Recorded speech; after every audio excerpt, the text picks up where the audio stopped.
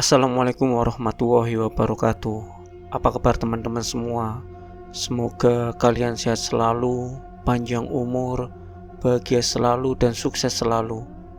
Masih di channel Ayam Cemani. Kali ini saya akan bercerita tentang kisah misteri yang berjudul Tumbal Janin. Untuk teman-teman yang belum subscribe, silakan tekan tombol subscribe-nya terlebih dahulu dan nyalakan loncengnya agar tidak ketinggalan kisah mistis lainnya. Tak perlu lama-lama lagi, mari kita saksikan kisahnya.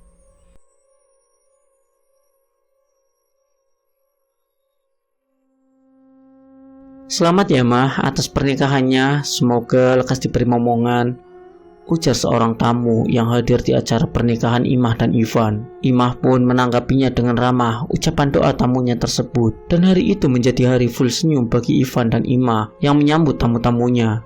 Bahkan mereka merasa gigi mereka kering, karena sejak tadi sampai sore ini selalu mereka tersenyum terus. Memang Ivan ini usai berpacaran dengan Imah selama 2 tahun yang lalu. Akhirnya mereka kini memutuskan menikah dan telah sah menjadi sepasang suami istri. Acara saat itu begitu meriah, banyak tamu undangan dari pihak Ivan dan Imah yang berdatangan, mengucapkan selamat dan memberikan berbagai macam hadiah dari yang kecil sampai yang besar. Imah ini berasal dari keluarga biasa dan dia anak tunggal. Sementara Ivan, dia juga orang biasa dan dia 3 bersaudara dan dirinya adalah anak bungsu. Namun orang tua Ivan ini memiliki lahan yang cukup luas dan kelak itu akan diwariskan kepada anak-anaknya usai orang tuanya wafat. Karena memang kini orang tua Ivan hanya tersisa ayahnya saja, yaitu Pak Bakri, karena ibunya sudah lama meninggal. Kedua kakaknya Ivan, Dita dan Ulan juga sudah berkeluarga semua. Mereka ikut suaminya masing-masing. Sementara Ivan lah yang merawat Pak Bakri selama ini. Ya, meskipun Pak Bakri juga masih sehat bugar dan bisa beraktivitas sendiri. Meski umurnya sudah tua, mungkin karena faktor makanya dulu sehat, jadi tuanya beliau masih segar bugar. Singkat cerita, 3 hari kemudian, Ivan yang masih berada di rumah Imah, kala itu minta izin sama orang tua Imah, mau bawa Imah ke rumahnya untuk tinggal di sana. Orang tuanya Imah pun tak masalah. Imah juga menyetujuinya bahwa setelah menikah Imah akan ikut dengan Ivan. Pak, saya mau izin bawa Imah ke rumah ya, tinggal dengan saya. Iya nak, kamu jaga Imah dengan baik ya di sana. Pasti itu Pak. Aku pamit dulu ya Pak. Bapak jaga diri baik-baik di sini, ucap Imah. Iya anakku, kamu gak usah khawatir dengan Papa. Tapi kalau suatu saat mau pulang dari rumah Ivan, Bapak masih ngizinin kok. Asal kamu izin dulu. Bapak tenang saja. Nanti Imah masih tetap bisa kesini kok Pak buat jenguk Bapak. Iya nak Ivan. Ya udah kita kemas-kemas dulu ya dek, ucap Ivan. Akhirnya Ivan membantu Imah mengemasi semua barang yang akan dibawa ke rumah Ivan. Setelahnya, Ivan dan Imah pun beranjak dengan menggunakan mobil milik Ivan yang terparkir di halaman rumah Imah. Orang tua Imah pun menangis melihat kepergian mereka, antara sedih dan terharu. Sedih karena anak satu-satunya sudah harus ikut suaminya, dan terharu bahagia karena anaknya sudah menemukan pendamping hidupnya, dan yang mereka nantikan setelahnya adalah cucu untuknya. Perjalanannya menuju ke rumah orang tua Ivan tidak terlalu lama karena rumahnya tidak terlalu jauh. Setibanya di rumah Ivan, mereka disambut ramah oleh Pak Bakri yang sedang menyirami tanaman di halamannya. Assalamualaikum Pak. Waalaikumsalam. Naimah, ayo silakan masuk. Van, sana kamu sembelih bebek. Buat apa Pak?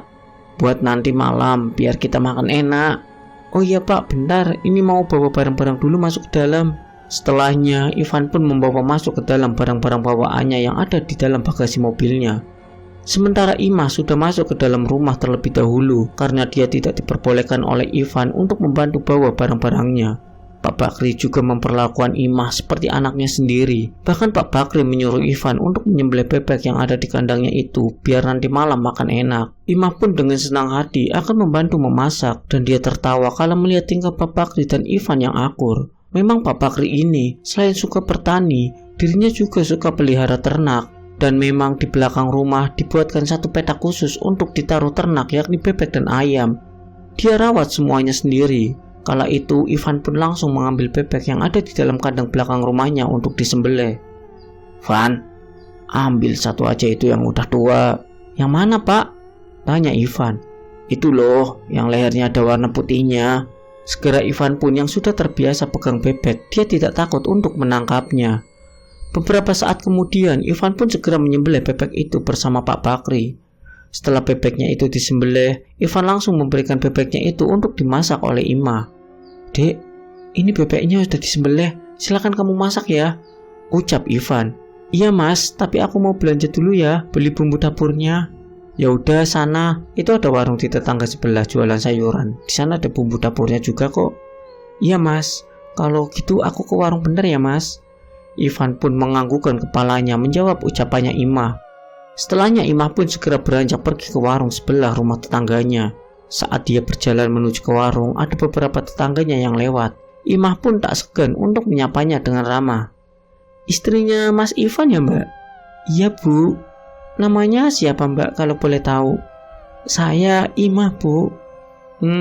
Baru pindahan kapan?" Tadi siang bu." "Oh, lah ini terus mau kemana?"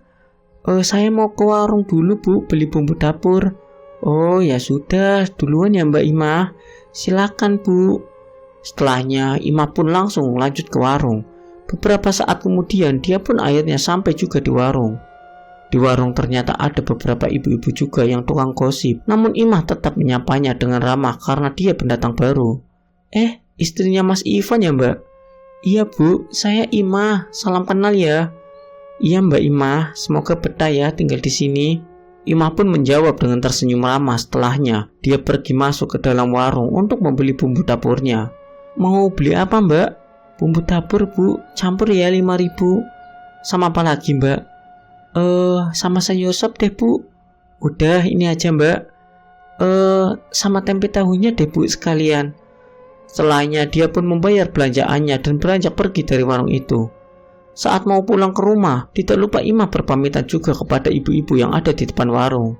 "Ibu-ibu, permisi ya bu, saya pulang duluan." "Oh iya mbak Imah, silakan." Imah yang sudah beranjak pulang ke rumah, ibu-ibu tadi justru langsung membicarakan tentang dirinya. "Itu pasti nanti Ivan sama mbak Imah dapat warisan banyak ya." "Hus, Pak Bakri kan belum meninggal, kok ngomongnya soal warisan gitu sih?" "Ya kan cuma menduga saja, soalnya kan Dita sama Ulan sudah ikut suaminya dan punya rumah sendiri." "Iya juga sih ya." Namun karena ibu-ibu itu belum masak untuk makan malam, mereka pun segera untuk pulang ke rumahnya masing-masing setelah tadi sekalian belanja di warung. Setelah Imah sampai di rumah, dia langsung menyiapkan bahan-bahan bumbu untuk memasak bebeknya dan dibantu Ivan mengirisi bumbu-bumbunya. "Sini dek, aku bantuin." Emangnya mas gak capek?" "Enggak lah." "Oh iya, tadi di warung kok lama?" "Iya mas, tadi di depan papasan sama ibu-ibu tetangga. Aku ngobrol dulu. Sama di warung ada beberapa ibu juga, jadi aku ikut ngobrol." "Oh, pantes kamu lama. Emangnya ngobrol apaan aja?" Cuma nanya basa-basi aja mas." Sementara sore itu Pak Bakri sedang berada di depan teras rumahnya sambil ngopi. "Mas sana temenin ayah aja." "Emangnya kamu gak apa-apa masak sendirian?" "Gak apa-apa lah mas, sudah biasa." Akhirnya saat itu juga Ivan pergi ke depan teras rumah untuk ngobrol bersama ayahnya. Mereka berdua duduk berdua sambil menikmati suasana sore. Beberapa saat kemudian akhirnya Imah sudah selesai juga masaknya, dan tepat terdengar suara adzan maghrib yang mulai berkumandang. Singkat waktu, malam harinya, bukannya di meja makan, Pak Bakri ini malah mengajak Ivan dan Imah untuk makan lesehan di depan teras rumah yang sudah disiapkan gelaran di sana. "Ayo pak, makan," ucap Imah. "Kita makannya jangan di sini." "Terus di mana pak?" tanya Ivan. "Kita makan di depan teras rumah saja, lesehan." "Udah, ayo bapak sudah siapkan tikar di depan." Ivan dan Imah pun manut saja. Mereka makan sambil sesekali melihat pemandangan malam dengan lampu-lampu di dekat tanaman dan suara riang anak-anak kecil yang baru saja berjalan pulang mengaji. Beberapa anak-anak justru menyoraki Ivan yang pengantin baru, karena memang Ivan juga ramah pada warga termasuk anak-anak tetangganya. Imah sungguh bahagia bisa memiliki mertua dan pasangan yang begitu ramah kepada siapapun. Sungguh nikmat yang luar biasa. Dirinya kala itu hanya memandang wajah suaminya sambil tersenyum. Ivan kemudian menegurnya dan membuat Imah tersadar dan hanya bilang, "Gak apa-apa kok," sambil ketawa. Setelah makan selesai, mereka bercanda tawa ngobrol random sembari menunggu azan Isya. Usai azan Isya, mereka segera berbenah dan kembali masuk ke dalam rumah untuk sholat Isya. Esok harinya, Ivan berangkat ke kantornya. Dia adalah seorang sekretaris di kantor itu dan bisa dibilang jika dibandingkan dengan kakak-kakaknya, Ivan lah yang berpenghasilan lumayan. Pagi itu sebelum Ivan berangkat ke kantor, dia sarapan terlebih dahulu dengan nasi goreng yang sudah dimasakkan oleh Imah tadi pagi. Beberapa saat kemudian setelah sarapan selesai, Ivan berpamitan kepada Imah untuk berangkat kerja. "Dek, aku berangkat bekerja dulu ya." "Iya mas, hati-hati ya mas, semangat kerjanya." Setelah berpamitan untuk berangkat ke kantor, Ivan segera memanaskan mobilnya dan beranjak pergi. Sementara Imah di rumah bersih-bersih dan terkadang membantu Pak Bakri menyirami tanaman dan memberi pakan ternak. "Nah Imah, kamu gak usah bersih-bersih, nanti kotor." "Gak apa-apa Pak, sudah biasa aku bersih-bersih gini. Tapi nanti kamu juga kecapean nak." "Bapak tenang saja Pak, aku senang kok melakukan ini semua." Meski sudah dilarang oleh Pak Bakri karena dia tak mau mantunya kotor-kotoran, namun Imah dengan senang hati melakukannya. Terkadang juga mengantarkan bekal ke ladang sawah untuk beberapa petani yang juga ikut kerja di ladang Pak Bakri, meski tidak setiap hari ke sana. Setelah selesai beberes-beres, Imah langsung menyiapkan bekalnya untuk para petani. Usai menyiapkan bekalnya, Imah pun pamitan kepada Pak Bakri untuk berangkat ke sawah. "Pak, aku pamit pergi dulu ya." "Mau kemana nak?" "Mau nganterin bekal buat petani di sawah." "Ya udah, sana nak, hati-hati ya." "Iya Pak." Dia pergi ke sawah jalan kaki karena sawahnya itu tidak terlalu jauh dari rumah Pak Bakri. Di perjalanan Imah berpapasan dengan beberapa warga tetangganya dan dia pun menyapa ramah dengan senyumnya. Namun Imah hanya menyapa saja, tidak ngobrol lama karena Imah sedang buru-buru. Sebentar lagi sudah waktunya jam istirahat para petani. Beberapa saat kemudian Imah pun akhirnya sampai juga di sawah dan dia langsung meletakkan beberapa makanan dan minumannya itu di gubuk dekat sawah. Setelahnya Imah pun lanjut pergi karena petani sudah tahu kalau Imah datang membawakan bekal untuk pacetan. Imah yang berjalan kembali pulang, dia mampir terlebih dahulu di tukang sayur keliling karena dia harus berbelanja buat masak nanti siang. Kala itu di tukang sayur sudah ada beberapa ibu-ibu di sana membeli sayuran. Imah juga berusaha ramah dengan tetangga-tetangganya, bahkan sering ikut nimbrung belanja di tukang sayur keliling dan alhamdulillah para warga juga suka padanya. Kebanyakan dari mereka mendoakan supaya Imah bisa cepat diberikan momongan karena menurut mereka Ivan yang tampan dan Imah yang cantik pasti anaknya akan cantik dan tampan pula. Imah pun hanya bisa mengamini doa-doa ibu itu. Mbak Imah dari mana?" tanya salah satu ibu-ibu. "Dari sawah Bu, bekal buat pacetan istirahat para petani." "Oh, rajin bener Mbak Imah." "Ah enggak Bu, ini juga enggak setiap hari kok, kadang-kadang saja." "Mau belanja apa Mbak?" "Nggak tahu Bu, ini nanti masih bingung." Saat itu Imah pun langsung memilih-milih sayuran yang akan dimasak buat nanti siang. Imah langsung memilih sayuran bayam dan ikan cucut serta tempe. Imah yang sedang belanja sambil ngobrol-ngobrol dengan ibu-ibu itu. "Mbak Imah sudah ngisi belum?" "Belum Bu, doakan aja ya Bu." "Iya Mbak Imah, pasti tak doakan biar cepat diberikan momongan." "Amin Bu. Gak sabar mau lihat anaknya seperti apa nanti. Soalnya kan Mas Ivannya tampan, Mbak Imahnya juga cantik." "Ah ibu, bisa aja." Setelah selesai memilih sayuran, Imah langsung membayar belanjaannya dan bergegas pulang ke rumah. "Ibu-ibu, saya pulang dulu ya Bu." "Iya Mbak Imah, silakan." Beberapa saat kemudian Imah langsung masak di dapur, sementara Pak Bakri sedang menonton TV. Imah sudah lihai sekali masaknya, dia bisa masak apa saja karena sudah terbiasa masak. Tak terasa siang pun tiba. Imah pun mengajak Pak Bakri untuk makan siang bersama. "Pak, ayo Pak makan bareng." "Iya nak." Akhirnya Pak Bakri dan Imah pun makan siang bersama dengan lauk yang sudah dimasak oleh Imah tadi. Sore harinya Imah yang sedang menyapu halaman rumah dan Pak Bakri sedang menyiram tanaman di depan rumah melihat kedatangan Ivan dengan mobilnya yang baru pulang dari kantor. "Assalamualaikum." "Waalaikumsalam. Sudah pulang Mas?" tanya Imah. "Iya dek, aku pulang lebih awal." Setelahnya Ivan pun duduk di teras rumahnya. Imah pun langsung membuatkan kopi untuk Ivan. Beberapa saat setelahnya Imah pun keluar dan memberikan kopi untuk suaminya. "Ini Mas, silahkan kopinya diminum." "Makasih ya dek." Singkatnya, malam harinya Pak Bakri tiba-tiba saja mengeluh pusing sakit kepala saat sedang makan malam bersama di ruang makan. "Bapak kenapa?" tanya Ivan panik melihat bapaknya yang memegangi kepalanya. "Oh, nggak tahu ini Van, kepalanya pusing banget." "Ya udah, Bapak ke kamar aja istirahat." Akhirnya Ivan perlahan-lahan memampa Pak Bakri menuju ke dalam kamarnya. Setelah di kamar, Pak Bakri langsung direbahkan di atas kasur. Saat itu Ivan langsung menyuruh Imah untuk membelikan obat di warung. "Dek, tolong kamu belikan obat dulu ya di warung sekarang." "Iya mas." Dengan buru-buru Imah pun melangkahkan kakinya menuju ke warung membeli obat. Sesampainya dia di warung, dia langsung membeli obat sakit kepala dan dia ditanyai oleh penjual warung itu. "Beli obat buat siapa mbak?" "Buat bapak bu." "Emangnya Pak Bakri kenapa?" "Kepalanya ngeluh sakit terus dari tadi." "Udah dulu ya bu, makasih." Setelah membayar obat, Imah pun langsung buru-buru karena sudah ditunggu Pak Bakri. Beberapa saat kemudian setelah sampai di rumah, segera obatnya itu diberikan kepada Pak Bakri. "Ini pak, diminum dulu obatnya biar pusingnya hilang." Beberapa jam Pak Bakri setelah minum obat itu, dia merasa sudah mendingan dan tidak sakit lagi kepalanya. Hingga suatu hari, Pak Bakri ini tiba-tiba batuk parah dan dirinya itu jatuh pingsan saat memberi makanan ternaknya. Imah yang mendapati mertuanya terkapar segera meminta bantuan warga dan akhirnya dibawa ke puskesmas terdekat. Dokter menyarankan untuk rawat inap sampai Pak Bakri sudah rada baikan. Setelah Pak Bakri dipindah di ruang inap, segera Imah mengabari Ivan dan Ivan yang mendapat kabar itu segera buru-buru pulang minta izin. Setibanya di puskesmas, Ivan langsung menghampiri Pak Bakri yang sedang disuapin makan bubur oleh Imah. Ivan khawatir langsung menanyakan kenapa Pak Bakri bisa pingsan. Kata dokter, Pak Bakri ini kecapean dan darahnya rendah. "Bapak kenapa bisa pingsan dek?" tanya Ivan panik. "Tadi kata dokter ternyata bapak kecapean dan darahnya rendah mas." "Ya ampun pak, makanya bapak itu istirahat saja, gak usah sibuk beternak dan ngurus sawah. Kan udah ada petani." "Udahlah mas, jangan marahin bapak, kasihan, biar dia istirahat dulu." "Iya dek."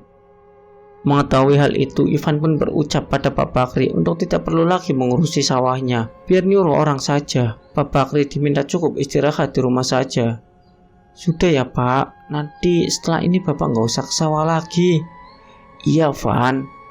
Dan Pak Bakri pun akhirnya menurut sama Ivan. Tak lupa juga Ivan segera mengabari Dita dan Ulan untuk datang ke situ, dan katanya mereka akan datang nanti malam. Malamnya sebelum kedatangan Dita dan Ulan, Pak Bakri ini mau berkata serius kepada Imah dan Ivan.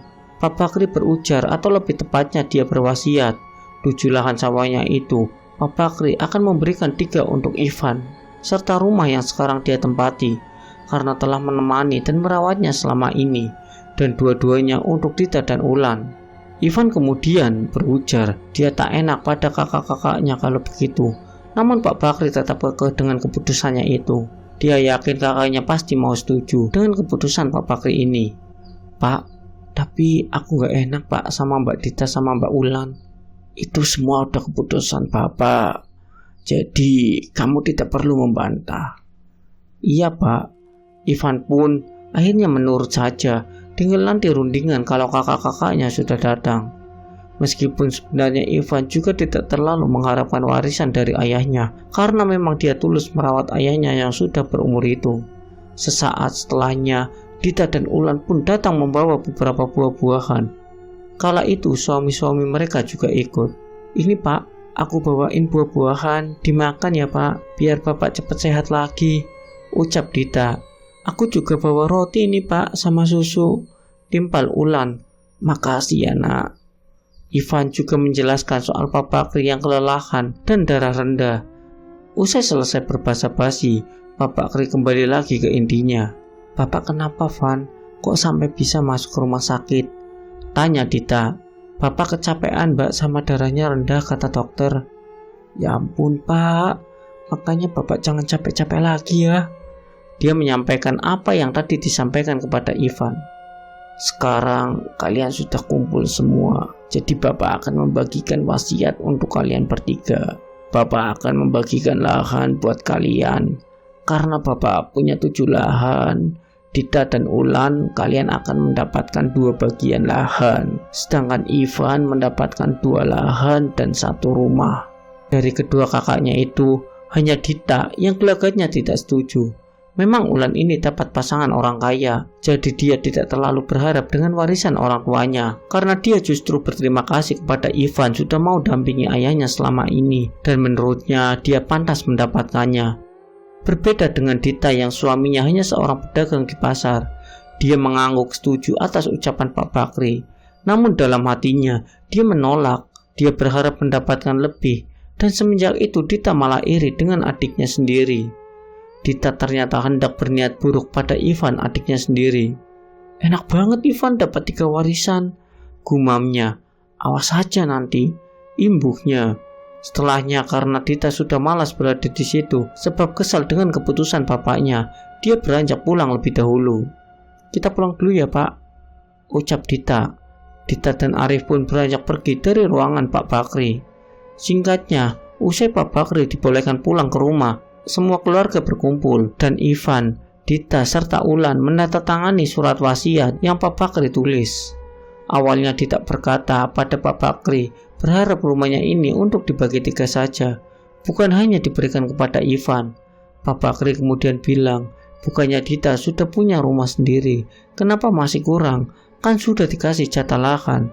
Lagi pula Ivan belum punya rumah sama sekali. Akhirnya Dita diam dan tak membantah ayahnya. Ia menurut saja meskipun hatinya tak puas. Imah kala itu memilih menunggu di kamar, tak mau ikut campur urusan beginian. Dan setelah selesai mereka kembali pulang ke rumah masing-masing. Setibanya di rumah, Dita ini diprotes oleh suaminya. Kenapa dia setuju dengan keputusannya itu? Dia bilang kalau dirinya belak-belakan menolak tegas. Dia takut Pak Bakri kambuh lagi. Ternyata suaminya Dita juga iri dengan Ivan. Dan ternyata selama ini Dita dan Arif suaminya diam-diam telah melakukan pesugihan penglarisan untuk dagangannya di pasar. Karena merasa iri, mereka berdua akan membuat Ivan tak tenang. Sungguh teganya Dita ini hanya karena harta, dia hendak menyakiti adiknya sendiri. Sebulan kemudian kabar duka menimpa Ivan. Pagi itu Pak Bakri ditemukan sudah meninggal dunia di atas dipanya dengan wajah tersenyum tepat di hari Jumat.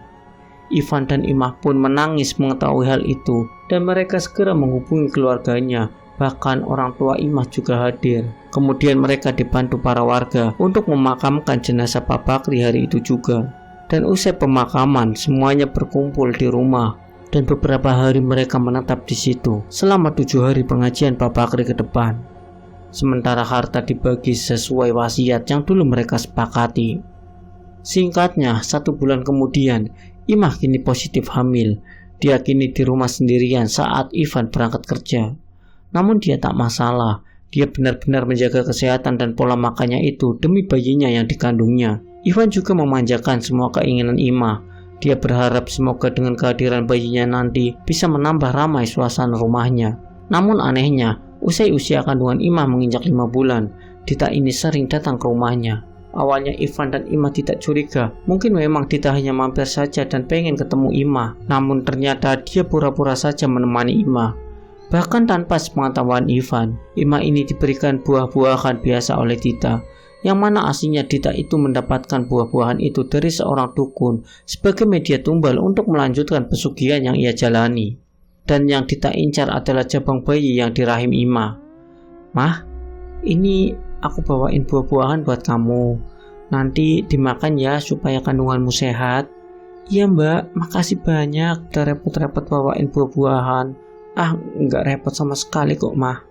Saat itu Dita datang ke rumah tidak lama-lama. Dia langsung pamit pulang setelah memberikan buah itu kepada Imah. Kalau gitu aku pulang dulu ya mah.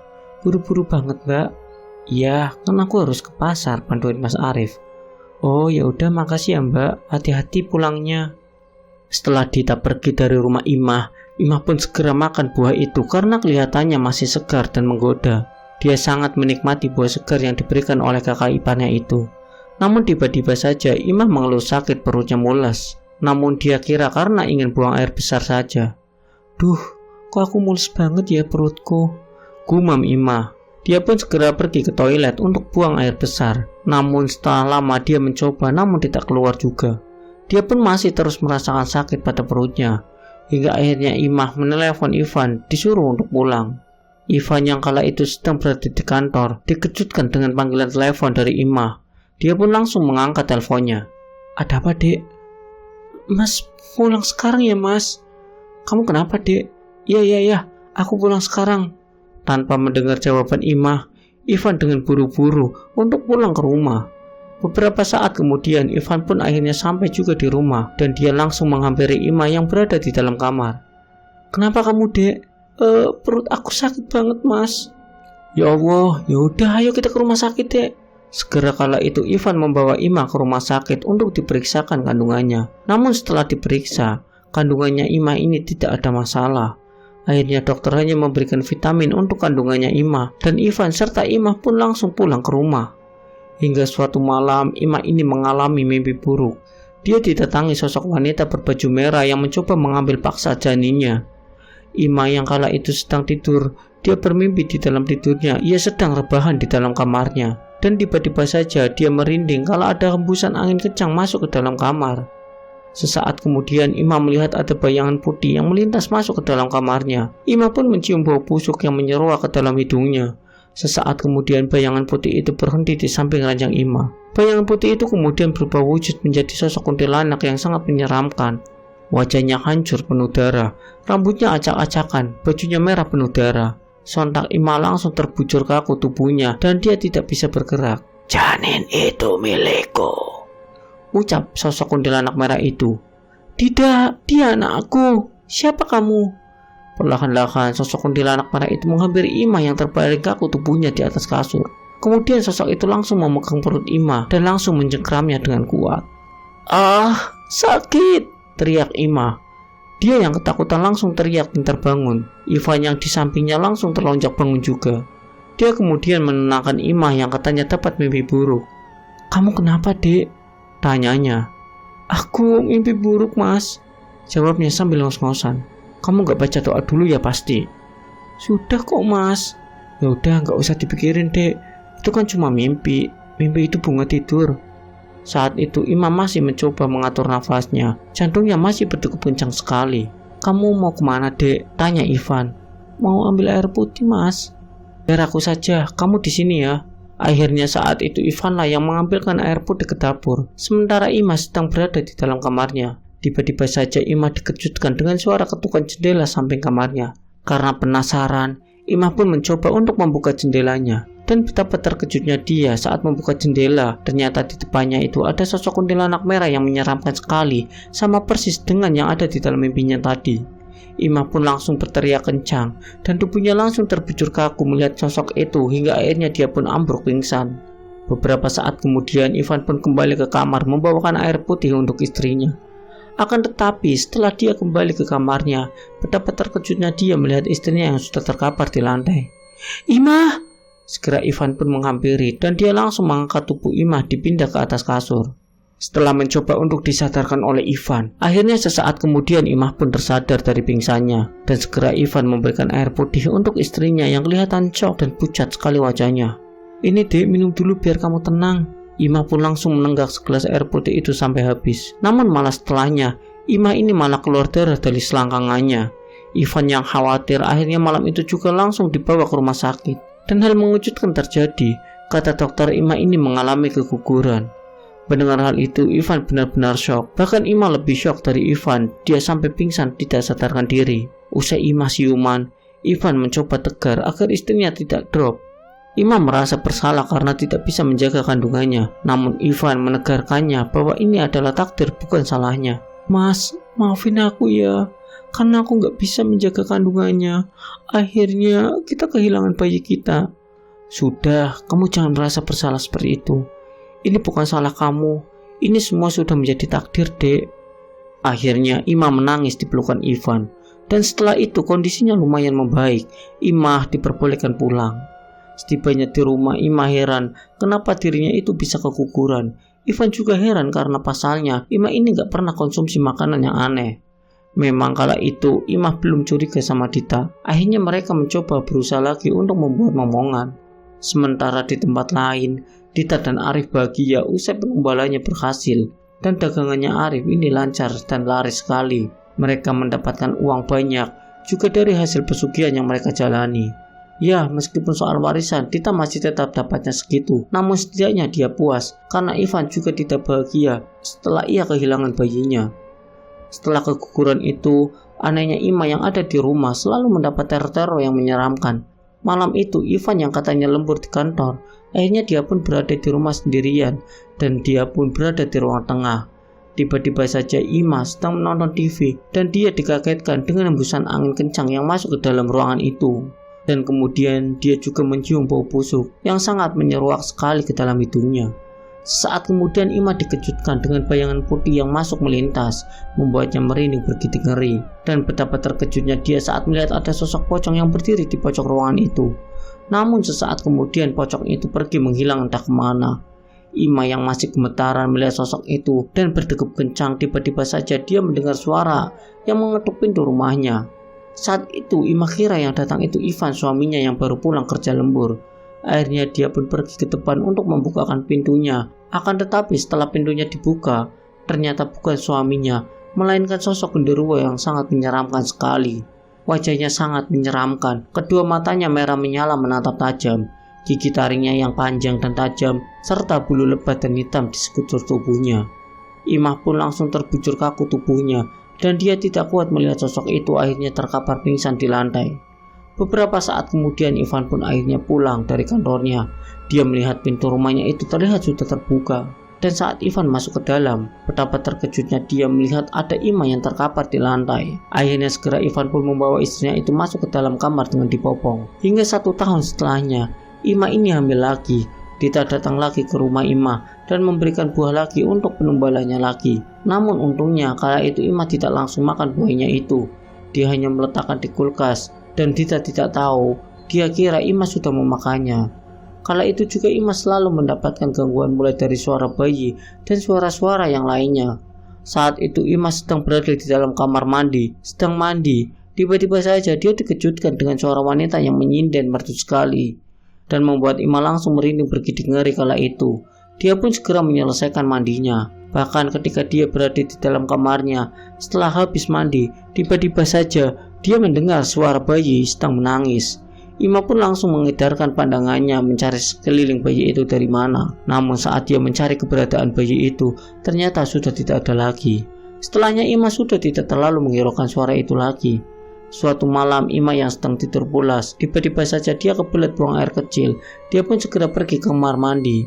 Namun saat dia sedang membuang air kecil, samar-samar Ima mendengarkan suara orang seperti sedang menyapu halaman rumahnya. Serak, serak, serak. Karena penasaran, akhirnya Ima pun pergi ke depan halaman rumahnya untuk melihat siapa tengah malam yang sedang menyapu halaman. Namun saat dia keluar, dia tidak melihat ada siapa-siapa. Akan tetapi suara orang yang sedang menyapu halaman rumahnya itu terdengar sangat jelas sekali. Karena takut dan hawanya dingin tengah malam, Ima pun segera masuk ke dalam kamar lagi. Akan tetapi saat dia sedang mencoba untuk tidur, dia tidak bisa tidur. Ima masih kepikiran dengan suara-suara aneh yang akhir-akhir ini ia dengar di rumahnya itu. Hingga saat kemudian, Ima mendengar ada suara sendok yang sepertinya jatuh di dapurnya. Suara apa itu? Tapi Ima yang sudah malas, dia tidak ingin melihat ke dapur dan akan melihatnya keesokan harinya saja. Keesokan harinya, Ima mengecek dapur, akan tetapi dia tidak mendapati sendok jatuh di lantai. Singkatnya, saat usia kandungannya menginjak 4 bulan, Ivan dan Ima ini mengadakan pengajian di rumahnya dan memanggil seorang ustazah yang bernama Bu Hovifa. Ketika pengajian selesai dan tinggal makan-makannya, saat itu Ima menyajikan buah pemberian Dita, karena menurutnya itu kebanyakan dan lebih baik dimakan oleh tamu-tamu pengajian itu. Namun saat buah itu hampir dimakan oleh salah satu tamunya, tiba-tiba Bu Hovifa ini menghentikannya. Sontak semua kaget. Bu Hovifa yang ternyata sedikit bisa tahu tentang hal-hal yang tak kasat mata, mengetahui ada energi negatif di buah tersebut. Bu Hovifa menyuruh mengumpulkan beberapa buah yang ditunjuknya, yang memang kala itu sudah mencar. Hal ini membuat Ivan dan Ima heran dan bingung. Bu Hovifa kemudian menanyakan dari mana dia mendapatkan buah tersebut. Ima kemudian menjawab dia mendapatkan dari kakak iparnya yaitu Dita. Kemudian Bu Hovifa mengajak Ivan dan Ima untuk berbicara 6 mata, menjauh dari para tamu-tamu lainnya. Tamunya dipersilakan lanjut makan, selain buah-buah yang sudah dipisahkan tadi. Usai menjauh kala itu, Bu Hovifa menuturkan bahwa Dita ini kemungkinan punya niat jahat pada Ivan dan Ima. Awalnya Ivan menolak penuturan Bu Hovifa. Dia tidak percaya kalau kakaknya akan berbuat jahat kepadanya. Namun Bu Afifah tiba-tiba berucap soal Ima yang dulu sempat keguguran dan berkata apakah Ivan gak merasa aneh soal kematian janinnya itu dan soal mimpi Ima sebelum malam itu keguguran. Ivan pun termenung. Kemudian Bu Afifah menyuruh semuanya untuk menyimpan semua buah itu dulu. Besoknya dia akan datang lagi ke sini dengan suaminya yang juga seorang ustadz. Akhirnya Ivan dan Ima yang penasaran menyimpan buah itu dulu. Dia juga berpikir tak mungkin seorang ustadzah seperti Bu Afifah ini berkata bohong. Setidaknya besok kejelasan yang akan terungkap dan kemudian mereka lanjut berkumpul-kumpul lagi. Esoknya Bu Afifah datang lagi dengan suaminya Ustadz Azam ke rumah Ima yang kala itu Ivan izin cuti kerja dulu. Dan usai Ustadz Azam mengamati buah-buah itu, Ustadz Azam juga menyiapkan penuturan Bu Afifah sebelumnya. Ustadz Azam bertanya apakah Ima sudah memakannya. Namun kala itu Ima menggelengkan karena untungnya dia belum memakan satupun. Dan Ustadz Azam berucap syukur sepertinya belum terlambat. Ivan bingung dan menanyakan apa maksud Ustadz Azam. Kemudian ia menjelaskan secara singkat. Soalnya jika Ima memakan buah itu, kemungkinan dia akan ditatangi sosok yang dipuja Dita, yang diduga melakukan perjanjian dengan setan dan berniat menumbalkan janin yang ada di kandungan Ima. Ivan kaget mendengar itu, dan Ima baru ingat sesuatu. Ima kemudian menimpali, dulu di kehamilan pertamanya, Ima juga diberi buah Dita dan memakannya, tepatnya 1 hari sebelum keguguran. Mendengar itu, semakin tambah kuat rasa curiga Ivan pada Dita. Dia berpikir apakah ini gara-gara harta warisan dan Dita gak setuju keputusan Pak Bakri dulu. Namun Ivan mencoba menepis jauh-jauh pikiran itu. Ustadz Azam kemudian menawarkan sesuatu untuk membuktikan kalau Dita dibalik keguguran sebelumnya. Namun Ustadz Azam berujar, kemungkinan jika benar Dita pelakunya, nanti dia akan jatuh sakit tiba-tiba. Dan daripada menduga-duga, Ivan pun setuju, dan karena demi anaknya, dia tak mau kehilangan bayinya lagi. Tentunya yang akan dilakukan Ustadz Azam bukan praktek yang dilakukan dukun-dukun. Ustadz Azam hanya meminta sebuah baskom diisi air. Kemudian Ustadz Azam dan semua orang di situ sholat hajat bersama. Setelahnya Ustadz Azam membaca surah Al-Jin di dekat baskom itu, dan setelahnya Ustadz Azam membaca doa pengusir bala. Usai selesai mereka kembali ke ruang tengah sambil membawa baskom itu. Kemudian Ustadz Azam menyuruh Ivan untuk memasukkan semua buah itu ke dalam baskom, dan hal mengejutkan terjadi. Tiba-tiba buah yang awalnya segar-segar itu mendadak mengkerut dengan sendirinya dan membusuk seketika. Bahkan dari dalam buah itu keluar belatung dan lipan. Melihat hal itu, semua orang pun beristighfar dan bergidik ngeri, serta akhirnya Ivan benar-benar percaya bahwa Ditalah pelakunya. Bahkan Imam menangis, dia teringat kembali kematian janin pertamanya dulu. Kemudian Ima ditenangkan oleh Bu Afifah untuk mencoba mengikhlaskannya dan mendoakan supaya bayi itu sehat sampai lahir. Dan sebelum Bu Afifah pamit pulang, mereka berpesan untuk mengajak mereka saat dapat kabar dari Dita. Singkat waktu, seminggu kemudian Ivan dan Ima mendapatkan kabar dari tetangga Dita kalau Dita dan Arif ini mendadak sakit dan hanya terbaring di kasur. Segera Ivan dan Ima menjemput Bu Afifah dan Ustadz Azam untuk ikut datang ke rumah Dita. Dan setibanya di rumah Dita, tanpa perlu Ivan ditanyai kejelasannya, Dita ini malah berucap sendiri meminta maaf atas kelakuannya. Ternyata dia selama ini tak kuat, usai dapat teror terus-menerus saat gagal menumbalkan bayi kedua Ima. Namun naasnya Dita dan Arif tak lama setelah itu mereka meninggal dunia. Dan akhirnya dimakamkan di hari itu juga dan dihadiri oleh semua keluarga, termasuk Ulan, yang ia juga tak menyangka kalau kakak tertuanya akan melakukan itu pada adiknya sendiri. Beberapa bulan setelahnya, Ima pun melahirkan anak gadis pertamanya. Mereka bersyukur dan merasa bahagia sekali. Kala itu Bu Afifah dan Ustadz Azam menjenguk mereka. Ivan dan Ima benar-benar terima kasih kepada mereka karena telah membantu mengungkapkan semuanya. Dan akhirnya kehidupan Ivan dan Ima berlangsung bahagia dengan kehadiran bayi mungilnya itu. Jangan hanya karena berebut harta warisan membuat persaudaraan antar keluarga menjadi terpecah belah. Terima wasiat yang sudah diberikan, jangan serakah dan harus ikhlas dalam menerimanya. Semoga kita dijauhkan dari rasa iri dengki dan dijauhkan dari hal-hal yang demikian. Perbanyak ibadah dan pertebal iman kita kepada Allah Subhanahu wa Ta'ala. Amin ya Rabbal Alamin.